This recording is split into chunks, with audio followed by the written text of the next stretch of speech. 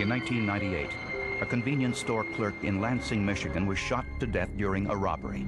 No one else was in the store at the time, but there was an eyewitness, a security camera.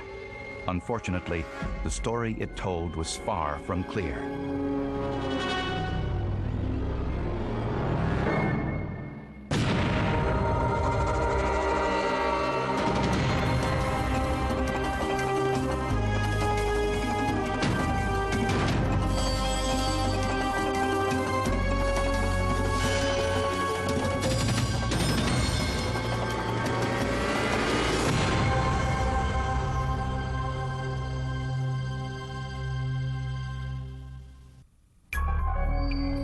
Wanda Mason was a 48-year-old single mother of 3. She had worked in various cities across the country, trying, with mixed success, to build a stable life for her family. In 1997, she settled with her children in Lansing, Michigan. With money tight, she took a job at this convenience store gas station to make ends meet. About a year later, the owner decided to keep the store open 24 hours a day. Wanda Mason worked the very first overnight shift. She was kind of struggling, and so when the gas station was looking for someone to work the overnight shift because they hadn't been open overnight for a while, Wanda just kind of jumped at it, and she worked the overnight shift so that she could be home with her family during the day and take care of her grandkids and that. The store was located in a low-crime area, but as a precaution, a security camera was installed before the first overnight shift. A fresh videotape was unavailable, so workers used an old worn-out tape until they could buy a new one. At 4:18 in the morning, a group of customers... We went around back of the counter, and my mom was laying there, and I lost it. I went crazy. It was my mom. What do you expect? And I couldn't handle it. It was a tough thing to deal with. I don't think anybody could have handled it any better in that situation. I really don't. I've never been without Wanda, and that's really hard. And it's hard for her kids and her grandkids that won't see her. The cash register showed that Wanda Mason had been killed for $351. Strangely, Wanda told family members just days earlier that she was not afraid to work the night shift because she had a plan in case she was robbed. If anybody came in to rob the gas station or anything, because we discussed her working the overnight shift, I'm sure, well, I would just give them the money and get them out of there, you know, and deal with it later. She said that if somebody tried to rob her, that she'd help them carry it to the car. It wasn't her money, and it wasn't worth her dying over. It wasn't no concern of hers. You know, that's the business's problem, not hers, and that was her whole outlook on it. It's not my money, and I'm not dying for it. Police questioned everyone in the neighborhood and searched the store for clues. In convenience store crimes, a quick response usually nets a suspect. We had officers set up a perimeter, and we got a canine track going. Now, a couple blocks away, officers spotted a guy running down the road with a paper bag in his hand, coming from the direction of the store. So they detained him and brought him back to the office so that we could talk to him. We were hoping that we had already got our guy. The suspect, a 20-year-old African-American, was brought in for questioning. Was the security camera video clear enough to identify whether the suspect was the killer?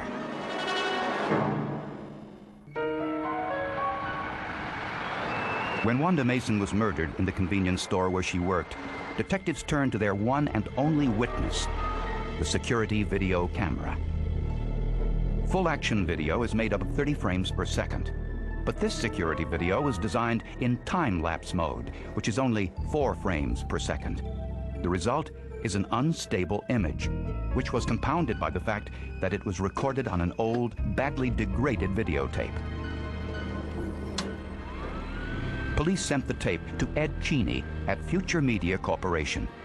When we played it, some of the pictures shifted and distorted, making the whole video sequence look unusable. But when we transferred the videotape to a broadcast video machine, we could then isolate the good images from the bad. On the left-hand side of the screen, the tape shows a car pulling up to the store at 3:49 a.m. A man wearing a dark jacket enters the station and appears to be casing the area. He seems to notice Wanda Mason working in a back room. He then leaves without buying anything. 10 minutes later, the same man returns, this time with the hood of his jacket over his head. He goes straight to the back room beyond the range of the security camera. At gunpoint, he forces Wanda to the front counter. She opens the cash register and the man takes the money. He then steps back as if he's leaving.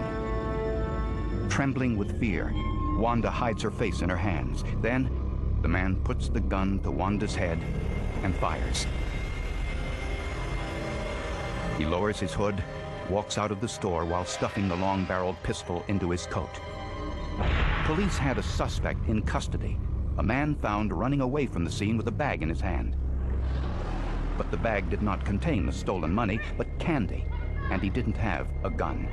The young man said he was running from the scene because, as a young African-American, he feared he would be wrongfully arrested. And he was right. The image on the videotape, though degraded, did not look like the suspect.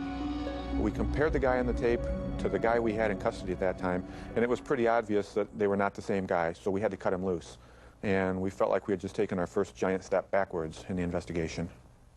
Investigators still had two pieces of evidence: the spent shell casing and the degraded image on the security camera videotape. With this image of Wanda Mason's son, Donnie Warren. The videotape shows him highly agitated after seeing his mother's body. Investigators wondered why he was in the store in the middle of the night, just moments after the murder, before police had time to notify the family. He showed up at the scene 10 minutes after the shooting. The police interviewed him, of course, immediately. He advanced the notion that the perpetrator was black, and how could he possibly have known that? That information had not been made public. And one of the customers who found Miss Mason's body told us that Donnie was running around the front of the store saying, "I'm going to kill that f***er." How did he know it was a lone black male when we hadn't even reviewed the tape yet? Police discovered that Donnie Warren was unemployed with very little money. On the night of the murder, that Wanda Mason's murder was a random act of violence. But police were suspicious when Wanda's son happened to walk into the store at 4 o'clock in the morning, just moments after the shooting. Donnie and his friends just happened to show up a little too conveniently, right after the robbery, as if to console his mother. We were just out at the clubs for the night, and we were coming home, and the clubs were closing, and we decided to stop in the gas station and check on my mom and see how she was doing. It was her first night back at work for a long time, and we were worried, so we stopped by to see if she was okay. When we had heard that Donnie was a suspect, first we were shocked. But then you hear so many things and you think, well, what if Donnie did have something to do with that? You know, because it seemed like too much of a coincidence that Donnie happened to walk in with his friends right at the time, right after Wanda was killed. Donnie denied having anything to do with his mother's murder, and he said his statement that an African-American must have murdered his mother was simply an unfortunate remark. Nothing more than speculation said in anger. Police received a tip from a woman who said she recognized the police composite sketch of the killer on television. Hello? Yes. She identified the man as Ronald Leon Allen, her former boyfriend who lived in the nearby town of Jackson. Ron Allen was a small-time criminal with prior arrest for assault and drug activity. His mugshot resembled the police sketch and the individual on the security camera videotape. We found out that Ronald Allen was a suspect in a shooting in Jackson, and that Jackson police had two .22 caliber shell casings from that shooting. We took those shell casings and the shell casing that we found near Wanda Mason's body to the crime lab to see if they may have been fired from the same gun. Analysts said that the casings appeared to be from the same gun, but the only way to be sure was to test fire the actual gun for comparison, and police couldn't find it. Police also looked for a link between Ron Allen and Donnie Warren. We tried everything we could think of to connect Donnie Warren to Ronald Allen, and every time we came up short. So we decided to put Donnie on the back burner and concentrate all our efforts on Ronald Allen. Was Ron Allen the shooter?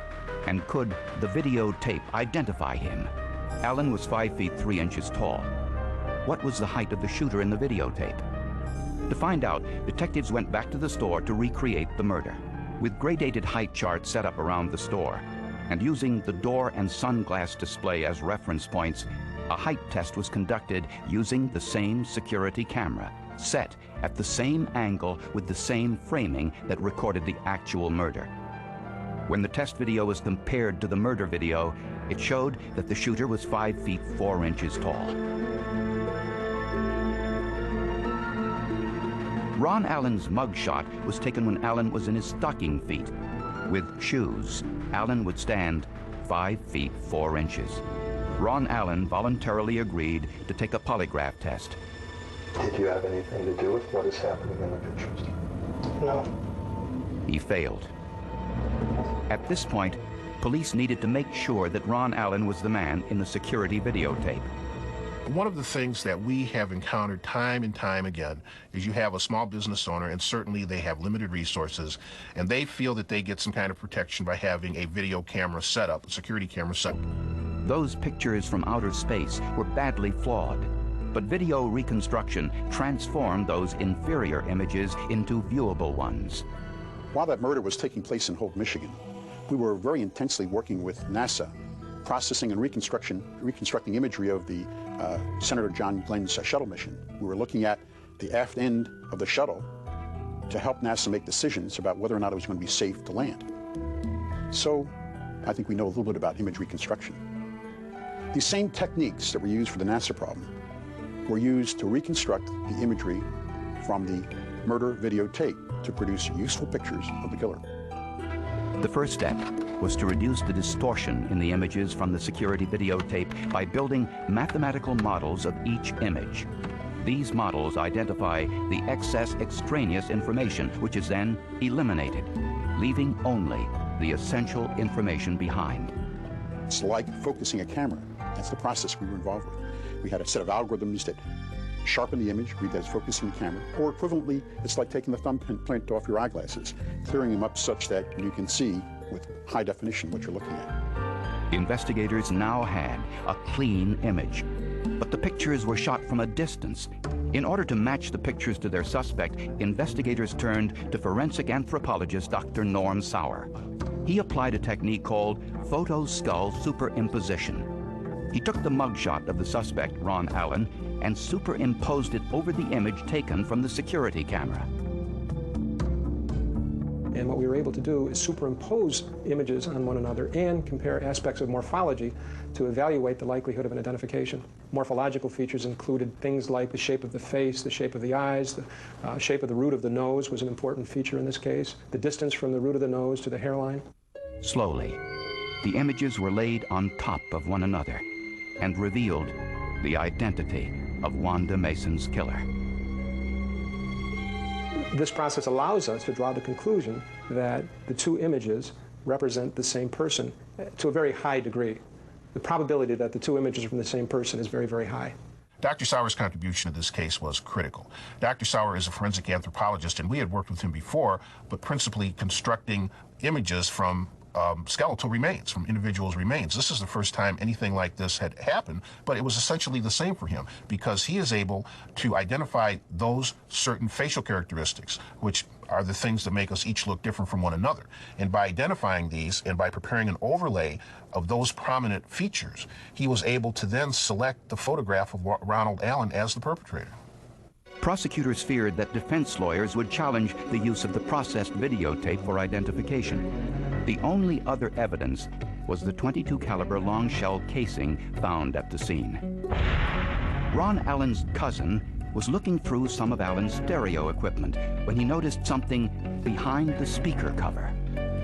A long-barreled .22 caliber Ruger handgun. We took the gun straight to the State Police Crime Lab, where tests confirmed that it was the gun that was used in both Wanda Mason's murder and the shooting in Jackson, and that was great news.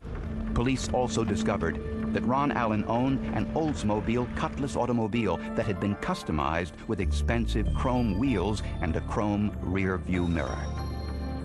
These same customized features could be seen on the vehicle outside of the convenience store after electronic enhancement. Ronald Allen was charged with first-degree murder. Police were satisfied that Donnie Warren had nothing to do with his mother's murder. I was innocent, and there was no way they could possibly ever say that I wasn't. And I have faith in our justice system. I believe that, I know there's those few innocent people that slip through the cracks, but for the most part, if you're innocent, you'll be found innocent. They can only put you in prison if they have evidence, and when you're innocent, there is no evidence. At the trial, the reconstructed video images provided a chilling account of the murder. The images were clear enough for a jury to look into Ronald Allen's eyes and see for themselves.